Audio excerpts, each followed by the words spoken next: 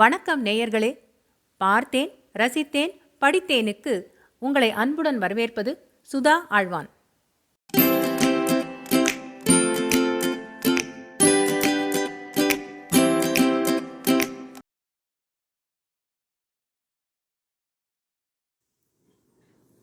ஒரு புளிய மரத்தின் கதை.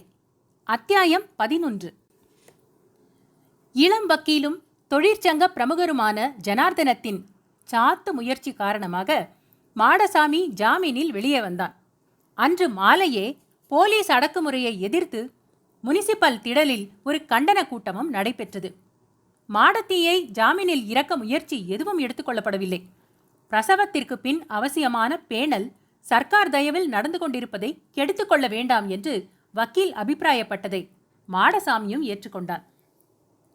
மாடசாமி தம்பதிகள் பேரில் பதிவு செய்யப்பட்டிருக்கும் வழக்கை வாபஸ் பெறாத வரையிலும் தோட்டி தொழிலாளர்கள் உடனடியாக பரிபூர்ண வேலை நிறுத்தத்தில் குதிக்க நேரிடும் என வக்கீல் ஜனார்தனம் பொதுக்கூட்டத்தில் எச்சரிக்கை விடுத்ததாகவும் திருவிதாங்கூர் நேசனில் செய்தி வெளியாயிற்று.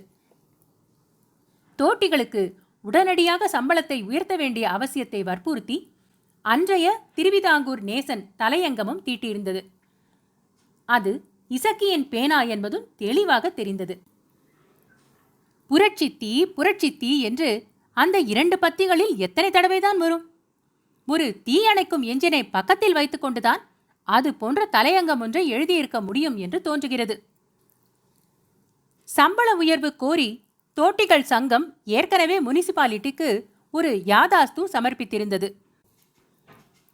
மேற்படி பிரச்சனையை வற்புறுத்த தோட்டிகள் வேலை நிறுத்தத்தில் ஈடுபடக்கூடும் என எதிர்பார்த்து தந்திரமாய் அதை முறியடிக்கும் நோக்கத்துடன் தொழிற்சங்க முதுகெலும்புகள் மீது வீண்பழி சுமத்தி அவர்களை களத்தில் இருந்து அப்புறப்படுத்துவதற்காகவே மாடசாமி தம்பதிகள் கைது செய்யப்பட்டார்கள் என்று இளம் வக்கீல் ஜனார்தனம் அன்று பொதுக்கூட்டத்தில் மாடசாமியின் தலைமையில் விளக்கம் தந்ததாகவும் திருவிதாங்கூர் நேசன் ரிப்போர்ட் செய்திருந்தது.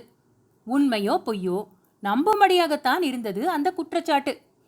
துடை நடுங்கி முனிசிபாலிட்டி இன்ன திரியாவரம்தான் செய்யும் என்று சொல்ல முடியாது. பயத்தினாலேயே மகா பாதகமான காரியத்தை செய்துவிடுமது. கூலி ஐயப்பன் மறைந்தே போய்விட்டான். போலீஸ் அவனை சக்கரவளையமாய் தேடிக்கொண்டு வந்தது. காதர்கடை போர்டு உடைந்து தாமு கைதாகி ஜாமீனில் வெளியே வந்து தோழியர் மாடத்திக்கு அரசாங்கத்தின் கண்காணிப்பில் ஒரு குழந்தை பிறந்து மாடசாமி தலைமையில் இளம் வக்கீல் ஜனார்தனம் முழங்கி திருவிதாங்கூர் நேசன் தலையங்கம் எனும் அக்னி குழம்பை கால் திரித்திவிட்டு இவ்வாறெல்லாம் சம்பவங்களின் சலசலப்பு காட்டியவாறு காலம் அர்த்த புஷ்டியோடு 5-6 வாரங்களை விழுங்கிய பின்னரும் ஒரு சோதா பயலை பிடிக்க முடியாமல் போலீஸ் படை திணறிக் கொண்டிருந்தது பலருடைய பேச்சிலும் கேலி பொருளாய் ஆகிவிட்டது. கூலி ஐயப்பன் கடுக்கரை கிராமம் தாண்டி ரகசிய மலைப்பாதை வழியாக பாண்டிக்குள், அதாவது திருநெல்வேலி சீமைக்குள் புகுந்துவிட்டான் என்றுதான் பலரும் சொன்னார்கள். பாண்டி போலீஸின் ஒத்துழைப்பு கிடைக்காத வரையிலும் திருவிதாங்கூர் போலீஸ் அவனை பிடிப்பது சிரமம் என்றும் பலர் கருதினார்கள். சிலர் அவன் இலங்கைக்கே கப்பலேறியிருக்க கூடும் என்று துப்பு துலக்கிவிட்டது போல் சொன்னார்கள். தாமு எப்படியோ ரகசியமாக அனுப்பி வைத்து விட்டதாக பேச்சு. அப்படியும் இருக்கலாம். தாமு அசகாய சூரன். எதையும் வெற்றிகரமாக செய்து முடிக்க சாமர்த்தியமும் தைரியமும் கொண்டவன்.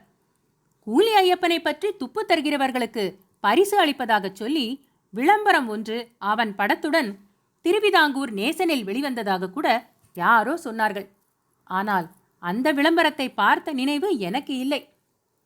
தாமு என்ற பெயர் 10 ஆண்டுகளுக்கு பின் மீண்டும் எல்லோருடைய வாயிலும் அடிபட ஆரம்பித்துவிட்டது. ஆகஸ்ட் புரட்சியின் போது அவனுடைய பெயர் எப்படி அடிபட்டதோ அதே மாதிரி மீண்டும் அந்நாட்களில் அவனுடைய துணிச்சலை வியந்து பேசாதவர்கள் யார்? இல்லை என்றால் ஒரு போலீஸ் மேலதிகாரி டிஎஸ்பி அச்சுதன் நாயர் என்று ஞாபகம். முண்டாசை அவிழ்க்கச் சொன்னால் அவிழ்த்து கையில் சுருட்டி கொள்ள மாட்டானா ஒருவன்? கழுத்தையா அறுத்து கொள்ளச் சொன்னார்? மேற்கொண்டு நடந்ததை மணிமேடை ஜங்ஷனில் கூட்டம் சுற்றி வர கூடி நின்று பார்த்து கொண்டுதான் இருந்தது. பட்ட பகல் 10 மணி. கீழே உருட்டி தள்ளி 4 சப் இன்ஸ்பெக்டர்கள் மூளைக்கு ஒருவராக நின்று கொண்டு மாறி மாறி பூட்ஸ் காலால் உதைத்து நலுங்க பந்தாக உருட்டவில்லையா? கடைசி வரையிலும் அவன் முண்டாசை அவிழ்க்க மறுத்துவிட்டான் என்பது உண்மைதான். மிகையே அல்ல. அவன் வலி தாங்க மாட்டாமல் துடி துடித்து உருண்ட பொழுது முண்டாசு தானாக அவிழ்ந்து ஒரு பக்கமாக ஓடிப்போய்விட்டது வேறு விஷயம். அதை மீண்டும் எடுத்து தலையில் சுற்றி கொள்ள அவன் இரத்த வாந்தி எடுத்தவாறே சிமெண்ட் ரோட்டில் நகர்ந்து நகர்ந்து ஊர்ந்தான் என சிலர் பேச்சை விட்டு பார்த்தது மிகை சாட்சியாக நின்றவர்களே சொல்ல கேட்டிருக்கிறேன். பாரத மாதாவுக்கு ஜே என்று நினைவு தப்புவது வரையிலும் கத்தினானே தவிர அவன் கைகள் முண்டாசை அவிழ்க்கவில்லை. இந்த சம்பவத்திற்கு பின்னால் எங்கள் ஊரில் ஆகஸ்ட் தியாகி என்று மொட்டையாக சொன்னாலே அது தாமுவைத்தான் குறிக்கும் என்ற நிலைமை ஏற்பட்டுவிட்டது. இளைஞர்களுக்கு அவனை விடவும் மேலாக எண்ணும்படி ஒரு லட்சிய உருவம் அன்று எங்கள் ஊரில் இருக்கவும் இல்லை. அதோடு அவன் தலையில் முண்டாசும் நிரந்தரமாகிவிட்டது. முக்கியமாக 4 பேர் கூடுகிற இடங்களுக்கு வருகிற பொழுதும், பொதுக்கூட்டங்களில் பேசவோ தலைமை வகிக்கவோ நேருகிற பொழுதும் அவனுடைய தலையில் முண்டாசு சுற்றப்பட்டிருக்கும்.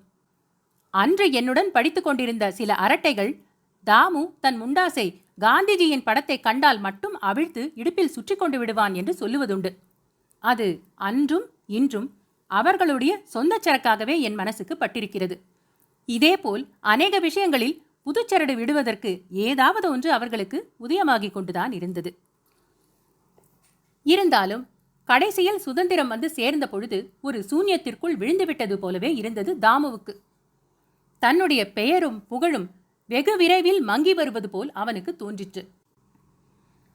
ஜனங்களுக்கு ஏற்படுகிற திடீர் ஆவேசத்தை விடவும் அதிகமாக இருந்தது அவர்களுடைய ஞாபக மறதி.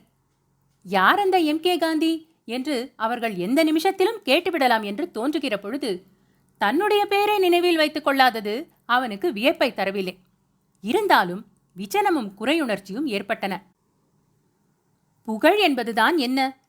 நமக்கு தெரியாதவர்களும் நம்மை தெரிந்து வைத்திருப்பதில் உள்ள சுகம்தானே. அனுபவித்து பார்த்தவர்களுக்குத்தான் அதன் அருமை தெரியும். அபார சுகம்தான் அது, சந்தேகமே இல்லை. ரோட்டில் நடந்து செல்கிற போது பின்னாலிருந்து தன்னை சுட்டி காட்டி இன்னார் என குசுகுசுத்து அறிமுகப்படுத்தும் குரல் காதில் விழுந்தும் விழாத பாவனையில் சென்று விடுகிற சுகம் லேசானதா? புகைப்படத்தோடு பேச்சு தினசரிகளில் பிரசுரமாகிற பொழுது ஒரு பேரானந்த நிலை ஏற்படத்தான் செய்கிறது.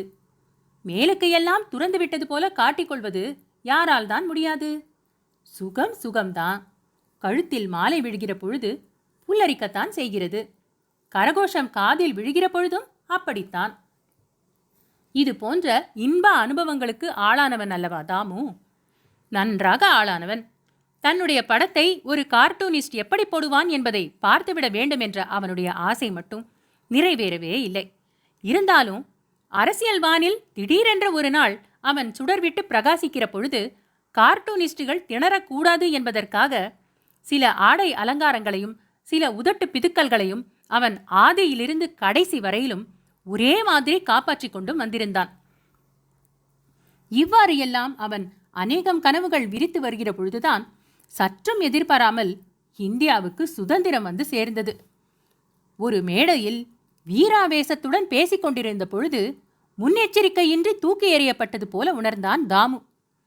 அவனும் அவனையொத்த போராட்டக்காரர்களும் திடீரென்று ஒரு நாள் காலையில் கண்விழித்து பார்க்கிற பொழுது வெறும் பிரஜைகள் ஆகிவிட்டிருந்தார்கள். ஜனங்களும் எதையோ பறிகொடுத்தது போலவும் தங்களை புரிந்து கொள்ள முடியாத ஏதோ ஒரு ஏமாற்றத்திற்கு ஆட்பட்டு அலைந்து கொண்டிருப்பது போலவும் தாமுவுக்கு பட்டது. மேற்கொண்டு செய்ய வேண்டியது என்ன என்பது யாருக்குமே மட்டுப்படாதது போலவே இருந்தது. ஒருவித ஸ்தம்பிப்பு ஏற்பட்டு விட்டதாக உணர்ந்தான் தாமு. தினவு எடுக்கும் நாக்கை இனிமேல் எங்கே போய் உரைப்பது? காசு கொடுத்தால் கூட கட்டிய மனைவி தனக்கு ஒரு ஜே போடுவாள் என்று தோன்றவில்லை. தாமு ஒரு தீவிர சோஷலிஸ்ட் மனோபாவம் கொண்டான். இதன் மூலம் கொஞ்சம் விமர்சன புத்தியையும் போராட்ட பாரம்பரியத்தையும் காப்பாற்ற முடிந்தது போல தோன்றிற்று. இந்தியாவுக்கு சுதந்திரம் கிடைத்துவிட்டது என்றாலும் இன்னும் கொஞ்சம் வேலை பாக்கி கிடக்கிறது என்றும் புரட்சிக்காக தேசத்தை ஆயத்தப்படுத்த வேண்டிய மகத்தான பணி தன் தலையில் சுமந்து விட்டது போல ஒரு கவலையுடனும் கோபத்துடனும் பேசினான் தாமு.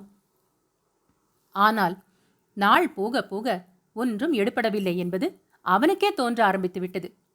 ஒரு சோர்வுணர்ச்சிக்கு ஆளாகி அதிலிருந்து தப்பித்துக்கொள்ள வேறு மார்க்கமின்றி பழையபடி வியாபாரத்தில் வந்து விழுந்தான். அவனுடைய அண்ணன் செல்லப்பனுக்கு இதில் பரம திருப்தி.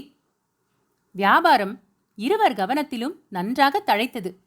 கையிலும் 4 காசு சேர்ந்தது. பின்னால் வெகு நாட்கள் அல்லலின்றி கல்லாப்பெட்டி அருகே சிவனே என்று விழுந்து கிடந்தான் அவன். பின்னர் வெற்றிலை பாக்கு கடைக்காரர்களின் சங்கம் உருவான பொழுது நண்பர்களுடைய வற்புறுத்தலின் பேரில் அதன் காரியதரிசி ஆனான். வியாபாரத்தில் முழுக்க முழுக்க தன்னை ஐக்கியப்படுத்திக் கொண்ட பின்பும் காசு கையில் சிறுகச் சிறுகச் சேர்ந்து வரும் சுகமும் பிற சுகங்களுக்கு குறைந்தது அல்ல என்று உணர ஆரம்பித்த பின்பும் சில சமயம் பேரும் புகழுமாயிருந்த பழைய நாட்களை பற்றிய நினைவுகள் அவனுடைய மனசில் மிளிரும். தன்னிறக்க உணர்ச்சி மேலிடும். அப்பொழுது எல்லாம் யார் பக்கத்தில் நிற்கிறார்களோ அவர்களிடம், இப்போ அரசியல் ரொம்பவும் சீரழிஞ்சு கட்டமண்ணாலாம் போயிட்டு அப்ப இப்படியா ஒரு அந்தஸ்து உண்டுமில்லா என்று பேசி ஆத்ம திருப்தி தேடிக்கொள்வான். இவ்வாறு அவனுடைய நாட்களும் ஒருவாறு உருண்டு கொண்டு வந்தன. பழைய பிரதாபம் மற்றொரு ரூபத்தில் மீண்டும் திரும்பும் என தாமு எதிர்பார்த்தவனே அல்ல. இதைத்தான் அதிர்ஷ்டம் என்று சொல்ல வேண்டும். காதரை போல கருப்பு சந்தைக்காரன் ஒருவனையல்ல 1000 பேரை முச்சந்திக்கு இழுத்து வருவேன் என்று முனிசிபல் திடலில் முழங்கினான் தாமு. அவ்வாறு முழங்கி தீர வேண்டிய சூழ்நிலை அதற்குள் உருவாகிவிட்டிருந்தது என்றுதான் சொல்ல வேண்டும்.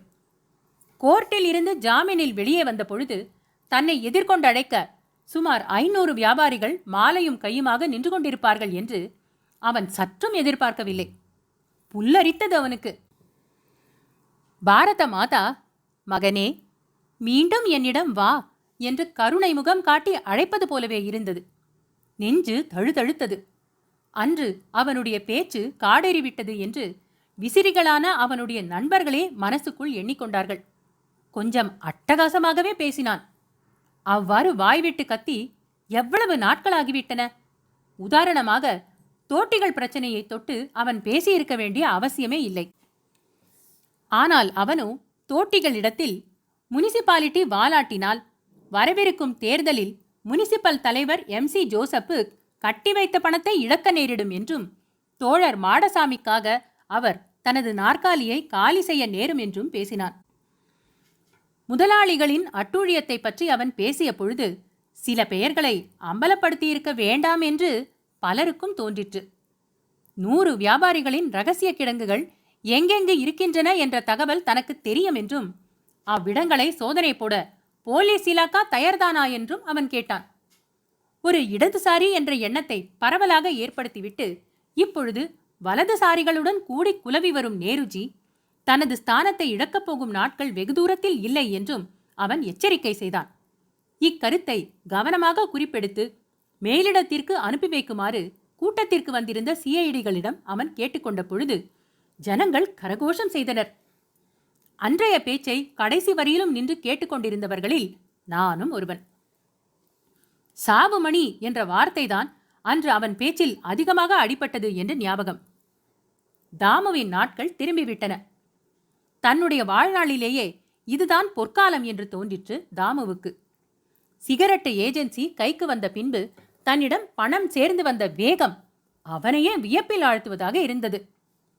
ஏஜென்சி தன் பெயருக்கு மாறிய பொழுது சில வெற்றிலைப்பாக்கு கடைக்காரர்கள் அவனுடைய நண்பர்கள்தான். ரகசிய முணுமுணுப்புக்கு ஆளானது அவன் காதிலும் விழுந்தது. தான் காதரை காட்டிக் கொடுத்ததே சுயநலத்தின் அடிப்படையில்தான் என தொடர்ந்து விமர்சனம் கிளம்பும் என்றும் அவன் எதிர்பார்த்தான். ஆனால் தாமு திடீரென்று ஒரு நாள் கைது செய்யப்பட்ட பொழுது ஜனங்களுக்கு அவன் கருப்பு சந்தையை அம்பலப்படுத்தும் வீரனாகி பெயரும் புகழும் ஏற்பட்டுவிடவே நண்பர்களுடைய முணுமுணுப்பு அப்படியே அடங்கி போய்விட்டது. தாமுவுக்கு ஆங்காங்கு வரவேற்பு கூட்டங்கள் நடைபெற்றன. திருவிதாங்கூர் நேசன் இது சம்பந்தமான செய்திகளை வெகு முக்கியத்துவம் அளித்து வெளியிட்டு வந்தது. வரவிருக்கும் முனிசிபல் தேர்தலில் தாமு போட்டியிடக்கூடும் என்றும் அவன் விசேஷ சிரமமின்றி தலைவர் பதவிக்கு வரக்கூடும் என்றும் பலரும் சொல்ல ஆரம்பித்தனர். மாடசாமியும் ஒரு வார்டில் நிற்கக்கூடும் என்ற பேச்சு அடிபட்டது. அத்தியாயம் 11 நிறைவுற்றது. அன்பான நேயர்களே, இது போன்ற மேலும் சுவையான கதைகள் மற்றும் கட்டுரைகள் கேட்க பார்த்தேன், ரசித்தேன், படித்தேன் எங்கள் சேனலுக்கு சப்ஸ்கிரைப் செய்யுங்கள். பொன்னியின் செல்வன், சிவகாமியின் சபதம், பார்த்திபன் கனவு போன்றவை பிளேலிஸ்டுகளாக வரிசைப்படுத்தப்பட்டிருக்கின்றன. ஏனைய பிற கதைகளையும் நீங்கள் கேட்டு மகிழலாம். தமிழ் கதைகள் கேட்க ஆர்வம் உள்ள உங்கள் குடும்பத்தார் மற்றும் நண்பர்களிடம் பகிருங்கள். மிக்க நன்றி.